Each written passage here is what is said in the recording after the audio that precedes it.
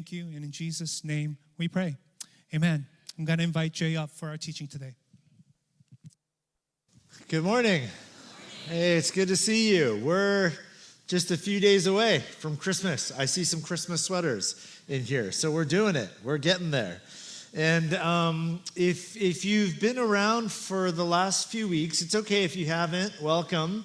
But if you have been around, you know that during this season of Advent, we have been on a journey called Holy Ordinary, discovering the hidden gifts of Advent. If you're not familiar with that word, most of you are, but that word Advent comes from the Latin word adventus, which simply means arrival. And it's a season for generations. Followers of Jesus have spent the few weeks leading up to Christmas Day in a season called Arrival, Advent. It's a season when we wait with eager longing and anticipation. We remember that Jesus came, and we also wait with eager anticipation and longing for the day when he will come again. And the belief is that when Jesus comes again, he will make all wrong things right, and that he will make the world and our lives whole. And what's so beautiful about this season, amongst many things for me, is that longing is not a religious longing, it's not a Christian longing, it's just a human longing. And so whatever you believe about God or Jesus or the world or whatever you don't believe, first, I'm so glad you're here. And second, I just want you to know, I believe that this season desires to answer the longing that is in you, which is for wrong things to be made right and for broken things to be made whole in your life and in the world. And the way we've been journeying together as a church is we've been exploring these more obscure, less talked about characters in the original Christmas story as we read them in the New Testament, in the Bible, the first 4 books in the Gospels, the good news according to these biographers of Jesus. Now, as we continue that journey to Christmas Eve gatherings today, I just want to take a bit of a left turn, because mostly we've been exploring characters that are pretty ordinary. But today I want to explore a character in the Christmas stories who is not ordinary. Let me just show you how not ordinary he was by telling you a bit about his wealth. There was this man in the first century, and he was an extremely wealthy man. And to illustrate just how much wealth he had, I'll show you these sort of generated images of what historians think some of his properties might have looked like. What you're looking at here is called the Herodium. Now, we have the ancient ruins of this building. You could look it up online. But the Herodium in the first century, at the time of Jesus, it was a man-made mountain. That hill you see there is not natural. This is 2,000 years ago, void of modern technology. It is a man-made hill reshaped into a cone. And at the top of that hill, this man built a hilltop mansion that he called the Herodium. And this hilltop mansion, think combination of luxury resort and military fortress. And you can see at the bottom of this hill, there's this very large complex. Within this large complex was a man-made garden, lush, vibrant garden in the middle of the desert. And you can see the swimming pool, right?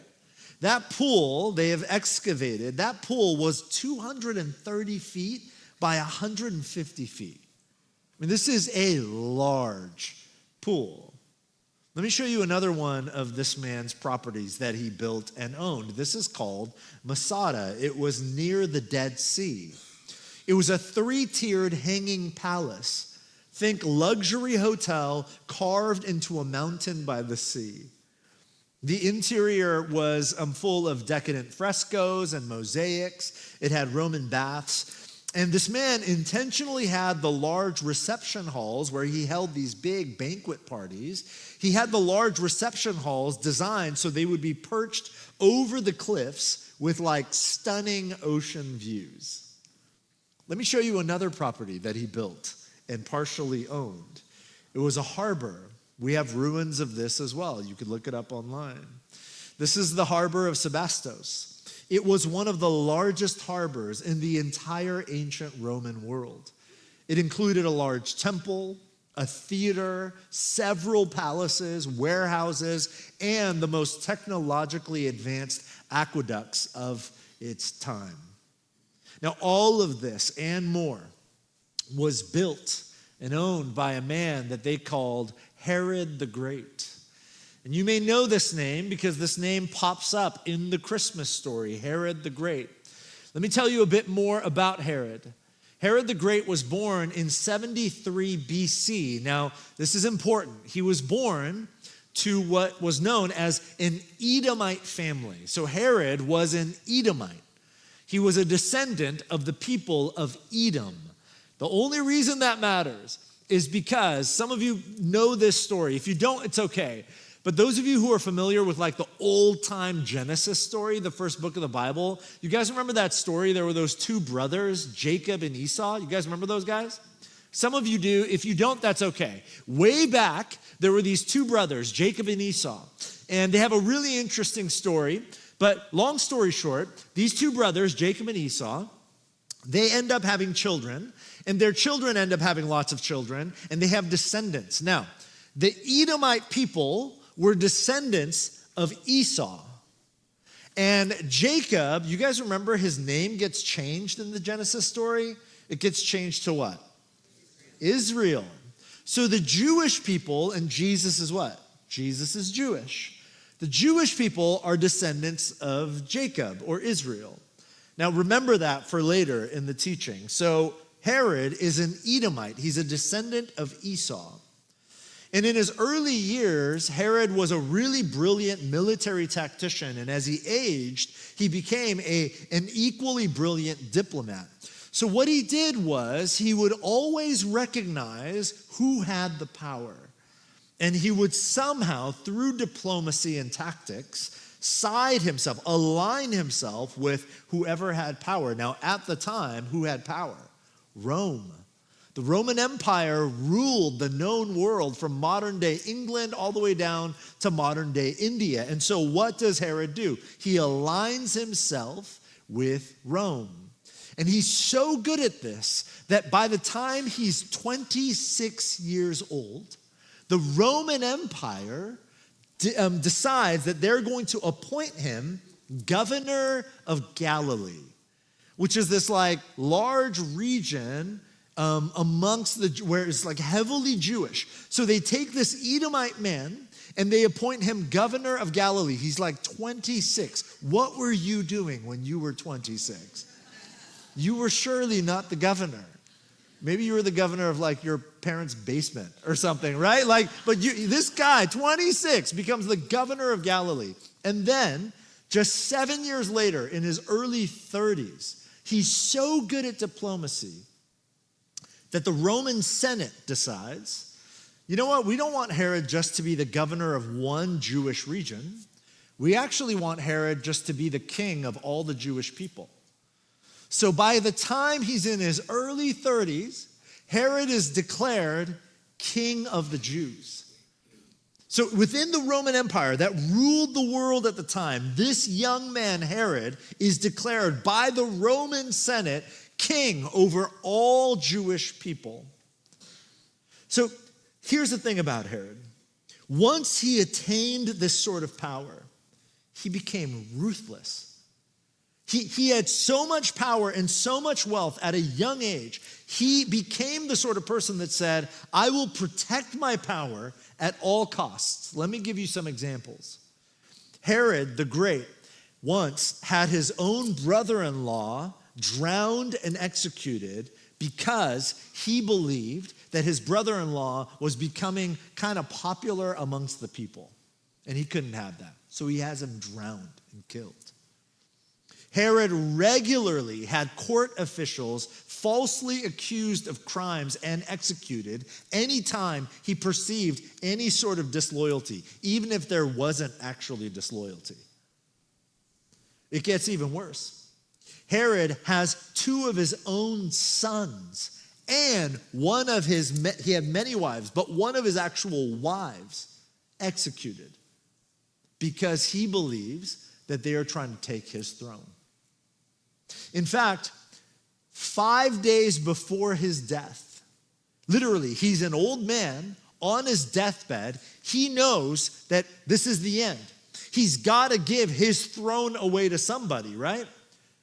He is so full of spite and so hungry for power, even to his final breath, that 5 days before his own death, he has another one of his sons executed because he just doesn't want that son to take his throne.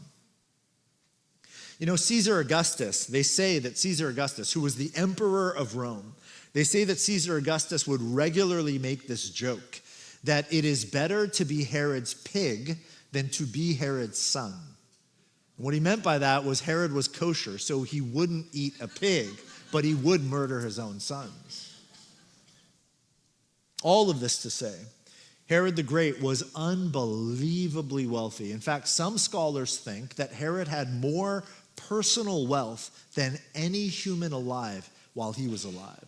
He was the richest man on the planet when he was alive, richer than the emperor of Rome. You know, I just read this weekend that Elon Musk, his net worth now is like $700 billion.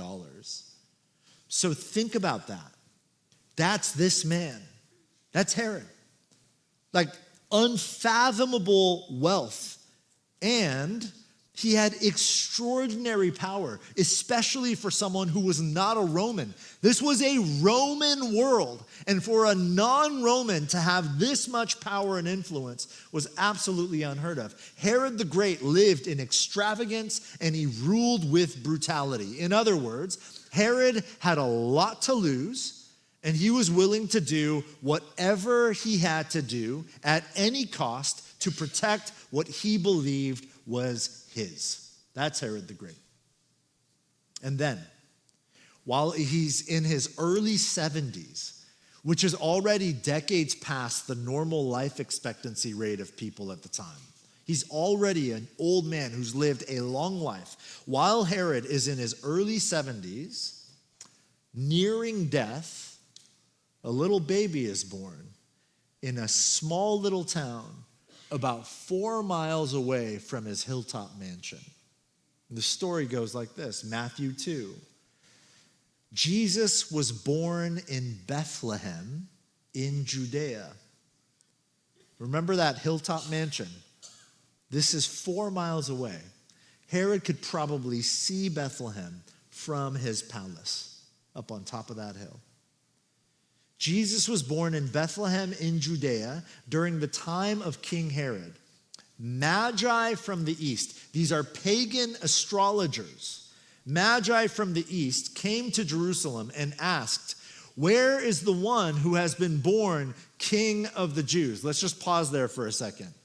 Who is the King of the Jews? Herod.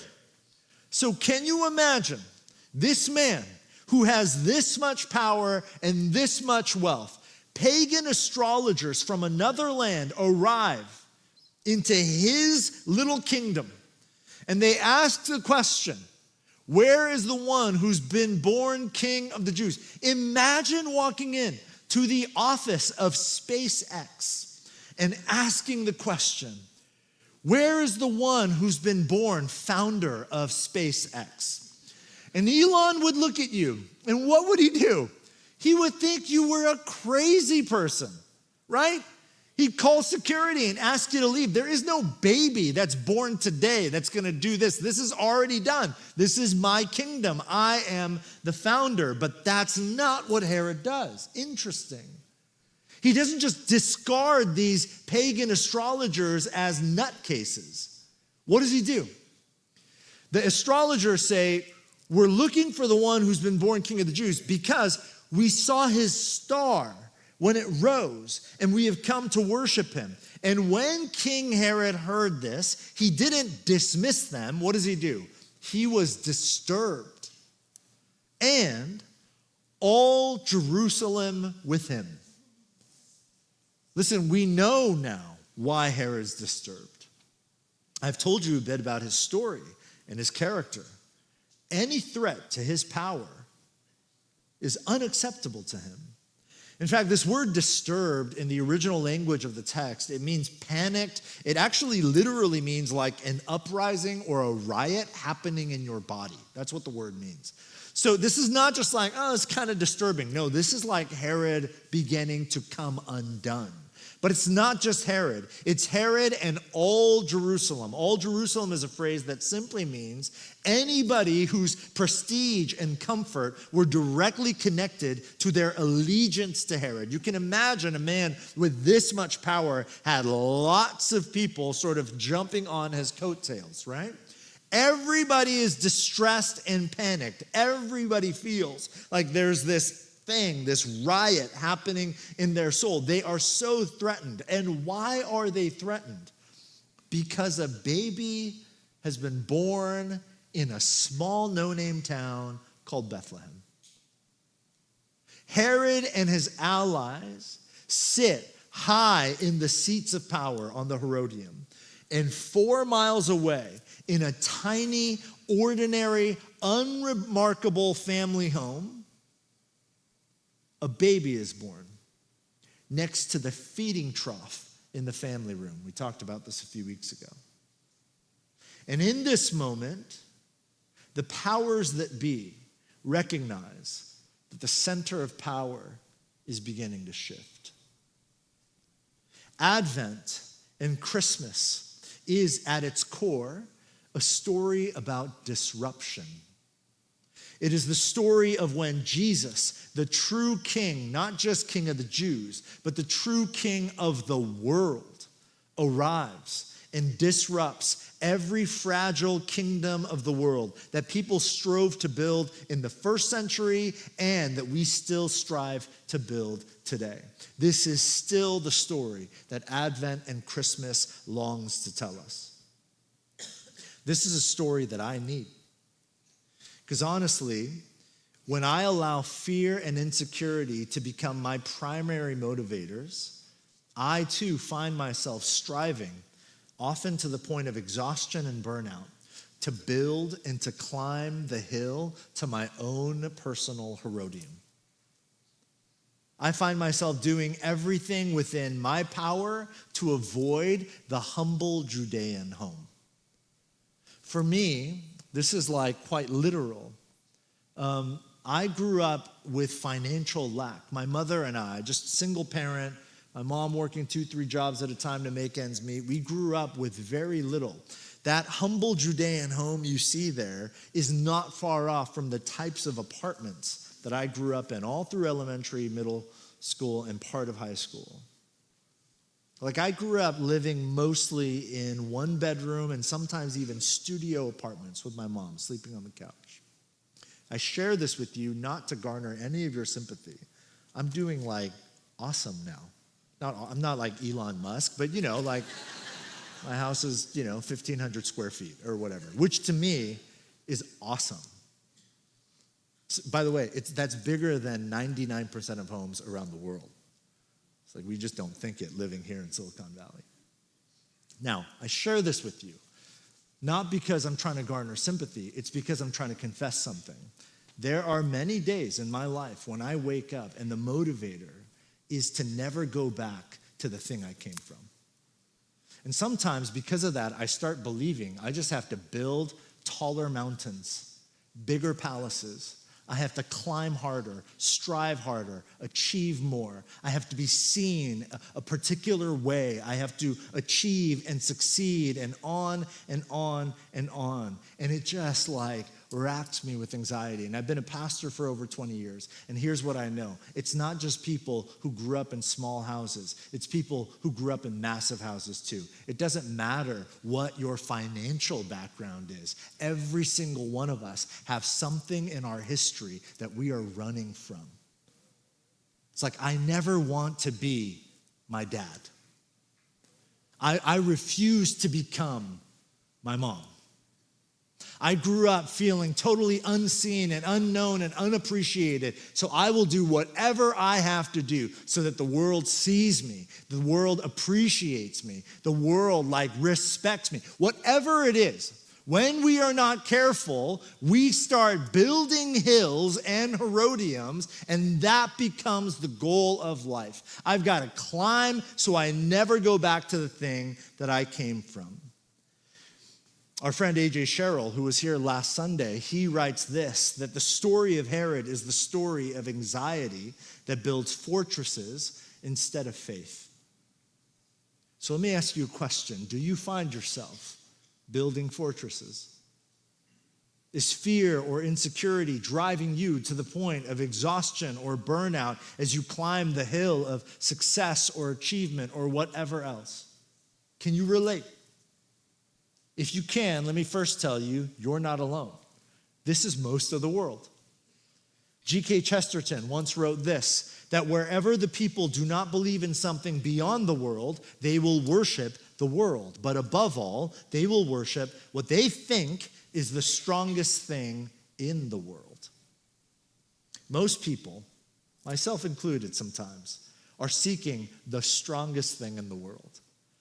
And we find ourselves bowing down in worship, again, mostly out of fear and insecurity. We climb the hill of modern-day Herodiums, desperately seeking whatever we think will keep us safe and secure. Now, some of the most common Herodiums of our day, not a comprehensive list, but some of the most common ones, pervasive ones, are what some people call external ego attachments. You don't have to remember that phrase. All it means is the stuff that you think everybody else externally believes is valuable and props up your ego. One writer, Jim Murphy, he categorizes them this way. He says, in our modern Western world, especially in a place like Silicon Valley, it might come down to things like this: possessions or achievements, looks, money, or status. Like these define so many of the hills that so many of us are climbing. More generally, it might look like, for some of us in our lives, success and stability. That's the thing we're after. Or status and recognition. Or control and self-sufficiency. Or comfort and convenience. Listen, let me just tell you, these are not bad things. What I am not saying to you is actually try to be unsuccessful. What I'm not saying is you should never have comfort. You should not seek stability. No, these are actually good things. But remember what Tim Keller said? His famous line about idolatry. Some of you know this. Tim Keller said that idolatry in our lives, idols in our lives, they're not like literal golden calves we carve and bow down to. None of us really do that anymore. Actually, idols now in our lives are good things that become God things. They're good things we should receive as a gift to steward for our own blessing and for the good of the world. And instead, we put it on a pedestal and we say to ourselves, I must worship at this altar. The altar of success or achievement or looks or status or recognition, or on and on. So that's the question. Which fortress do you find yourself most tempted to build? Is it possessions, or achievements, or looks, or money, or status? Is it success, or stability, or recognition, or control? You're just trying to manage outcomes, or self-sufficiency. You want the world to know you don't need help. Or is it comfort and convenience? Is it just leisure culture, making sure that next vacation is on the books and it's perfectly Instagrammable, or whatever it might be? What is the fortress you're building? A better way to identify whatever fortress is if it were taken away, how much distress would you feel? Some of you are probably on the tail end of your career, and you've done so well for yourself. And you're still there, and you're still in the C-suite or close to it. So still, tomorrow, even though it's the holidays, tomorrow, when you open your inbox, And I hope it's tomorrow. Today's the Sabbath. Please don't open it today. But when you open your inbox tomorrow, there's a good chance you're going to get all the blinking lights. And you're going to get the dopamine rush that you've been getting for decades. That you're important and you matter. But if you were to imagine what happens when you retire and you no longer are the gatekeeper for up and to the right for everybody else in your org, and then you start opening your inbox, and all it is just an invitation to sign up for AARP or whatever, how will you feel? Like at that point, will you start questioning, wondering, what's even my purpose? Or think about your kids. Maybe you have little kids. And sometimes, last week David talked about being sent to Kumon when he was a kid, And maybe you send your kids to Kumon. No shade, no guilt, that's okay. But you know what I'm saying? Do you feel that thing? What if my kid is not top of the class? What if they're bottom of the class? What does that do to me? What if that relationship you have been praying about for years and years, what if it never comes? What will that feel like? What will you allow that story to tell you about you? What is the fortress you're building? Listen, we have to remind one another and be reminded that the strongest things in the world, the success and the accolades and the full inbox requesting your help or your stamp of approval, the house or the car or the padded retirement account, all those things that are so good, we have to remember that they are not God. That they're good and they're gifts to be received and used as a blessing to others, but they are not the thing we worship. The strongest things in the world will never suffice. C.S. Lewis said it best, because once in our world, a stable had in it something that was bigger than the whole world. You don't need to build fortresses on hilltops. You know why? Because you already have a fortress. Psalm 46, the Lord Almighty is with us. The God of Jacob is our fortress. Not your success, not your achievement, not your possessions, not how you look, which will change, by the way. I don't care how often you go to CrossFit, you will age. You'll age better than others, but still, you'll age. Advent is a reminder that you are safe and secure no matter how small and unseen you might feel.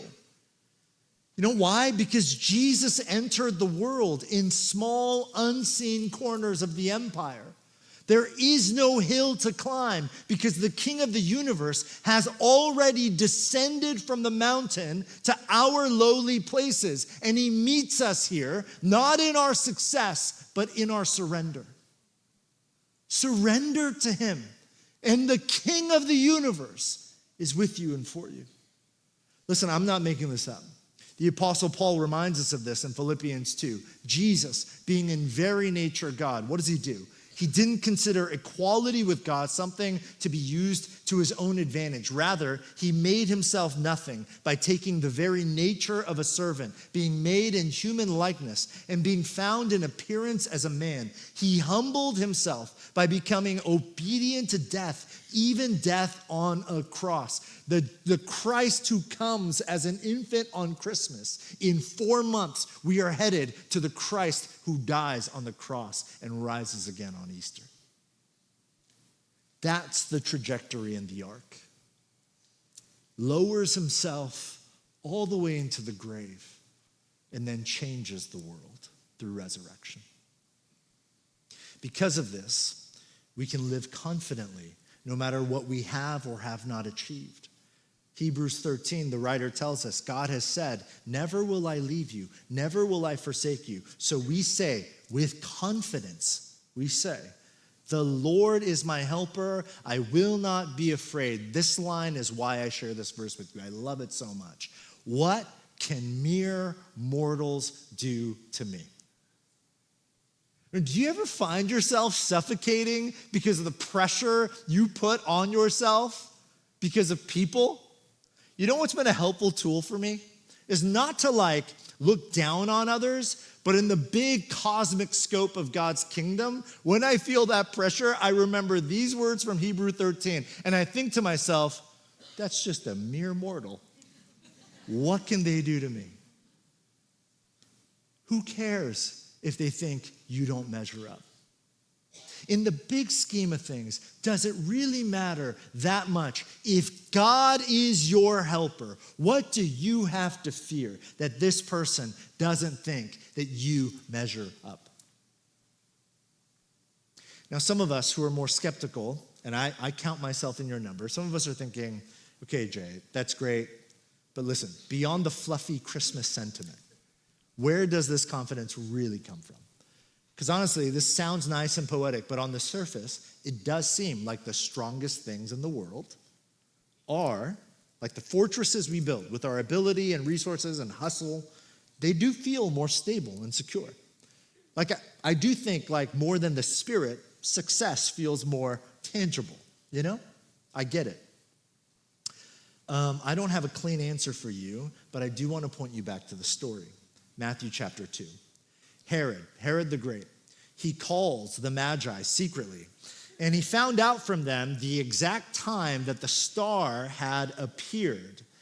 And he sent them to Bethlehem, 4 miles away. He sent them to Bethlehem, and he said, go and search carefully for the child. And then he lies to them. As soon as you find him, report to me so that I too may go and worship him. He obviously is not going to go worship. This baby is disturbing him. He's panicked, right? This baby is a threat to his power. He just wants to know where the baby is so he can go eliminate the child.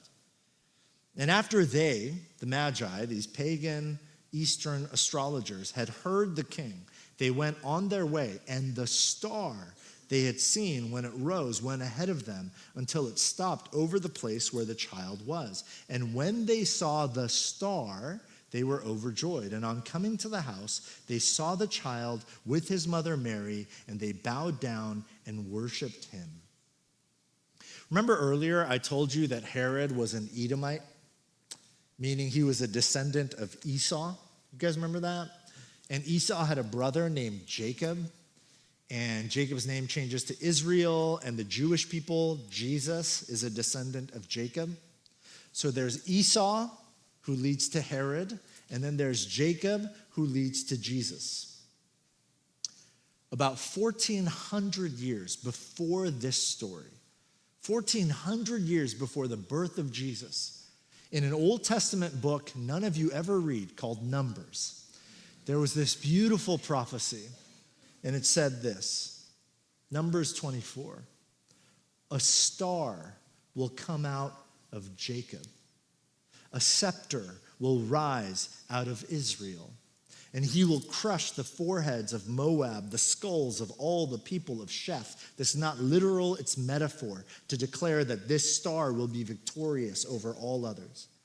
And then what? Edom, Esau, will be conquered. Sire, his enemy, will be conquered, but Israel will grow strong. A ruler will come out of Jacob. Do you know why Herod was so afraid? Because he knew that a star would usher in the coming of the real king, and that he would be conquered. Since the earliest days, the promise has been that a star will shine into the darkness of our world to conquer the Herods of our day. This is the disruption of Advent that leads to the confidence of Christmas. We live in the confidence of knowing that we don't need to climb or strive or struggle. There is no hilltop mansion to reach, because the King of the cosmos has come down to us. And in so doing, he has toppled every empire. The empire of success and your possessions and your achievements and whatever culture tells you you need to be to live a meaningful life. God has toppled all those things because Jesus came, and he came into the smallest, humblest, unseen corners of the empire, and he toppled that empire from inside out. I'm going to invite the team back up, and we're going to sing and respond together here in a moment. I want to show you a photo here.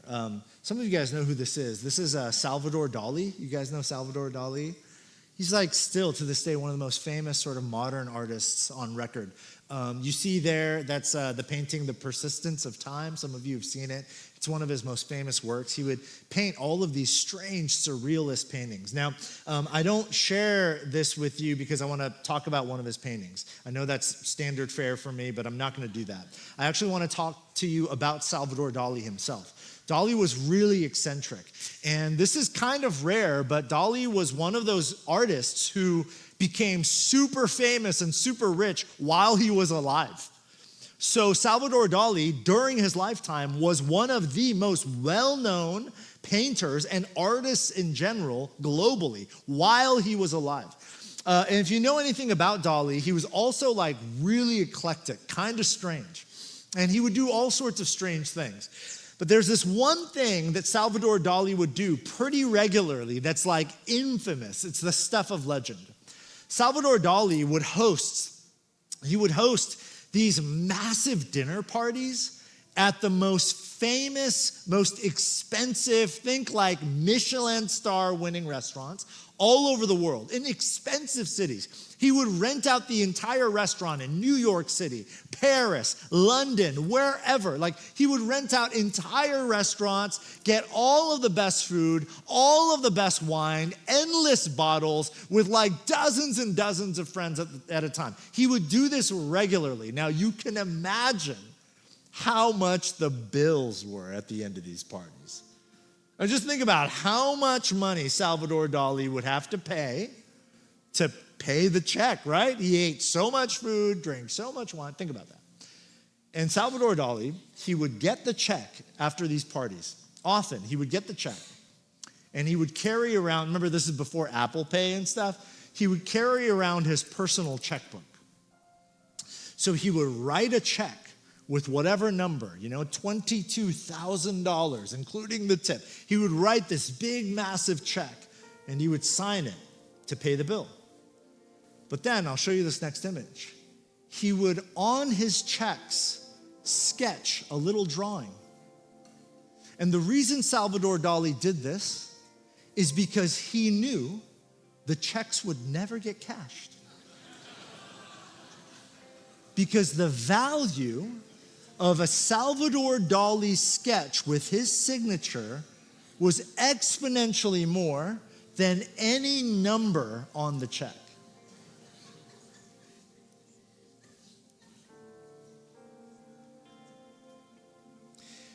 Maybe you feel like a number in a world obsessed with numbers.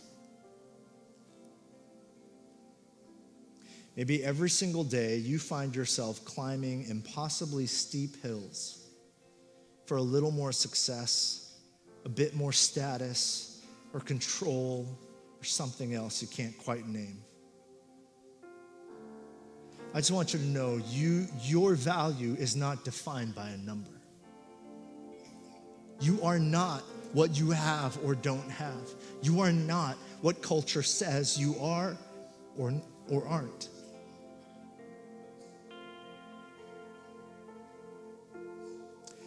Maybe you just lost your job.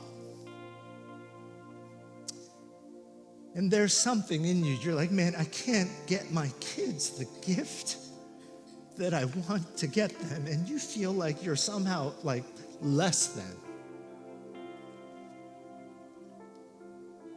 Maybe you're going through a separation and this is the first year your kid, you're trying to navigate who they're going to be with for Christmas. And it's not even about the logistics. All you feel is like, man, am I a bad dad? Did I do this to my kids? Maybe you've been getting those cards from families like mine saying Merry Christmas, and it's a dad and a mom and two beautiful little children, and all you can think is like, God, why not me? Like, am I not good enough? Do you not see me? Maybe you're gonna go to a family Christmas party this week, but in your mind, all you're thinking about is the inbox that is unrelenting and it will not stop, and you are racked with fear that if you don't get the project done or climb that ladder, somehow your life will amount to a number that is meaningless. And I just want you to know, you are not a number.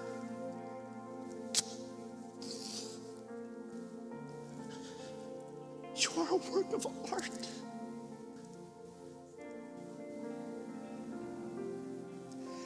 God has drawn his love into your life. And there is no number that can define your worth or your value. And you're gonna be okay.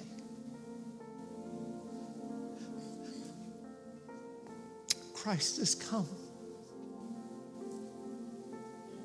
And when he came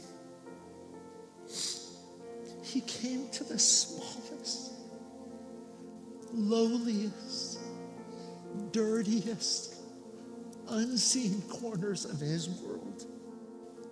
And he did this for lots of reasons. But I have come to believe that one of the reasons is because Christmas is an invitation not just to come and see. It's an invitation to be seen. God sees you. And when he sees you, he does not see a number. He sees color.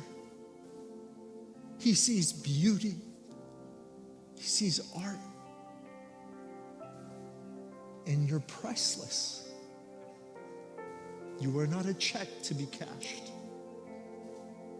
You are a work of art unfolding in a world that needs more beauty.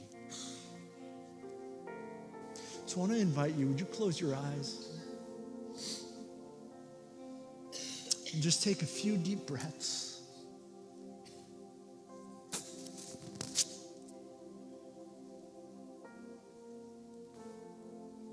If you feel behind in your career,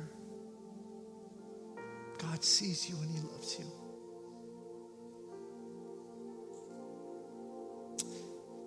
If you feel like you're a bad parent, God sees you and he loves you so much.